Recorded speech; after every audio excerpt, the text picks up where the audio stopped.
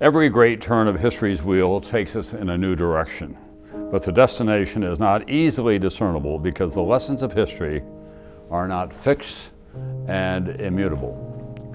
That remains true today as it was 10 years ago. It will remain true 10 years from now and 1,000 years from now.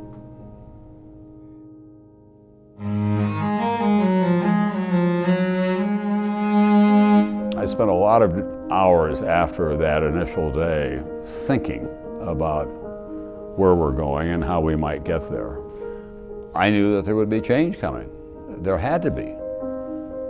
But what form it would take was not clear to me. I was just trying to engage my fellow citizens in a dialogue, if you will, about how do we prepare for that change.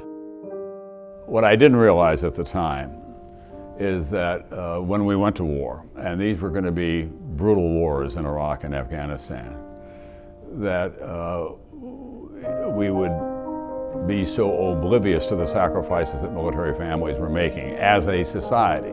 We had less than 1% of our population in military uniform, doing 100% of the fighting. For the rest of us, nothing was asked, nothing. No additional taxes, no sacrifices at home. We could choose to be ignorant of what was going on in Iraq and Afghanistan, and it would not affect our lives. Now, there are yellow ribbons on pickup trucks, and there are welcome home committees at airports. But empathy is not enough. We have to share that sacrifice in some fashion, and in a more profound way, it seems to me. I would change that. In the election going into 2010, the midterm election, I wrote an op-ed page for the New York Times saying, what's not being discussed? We're talking about the economy, we're talking about political values. There was almost no discussion about these wars, none.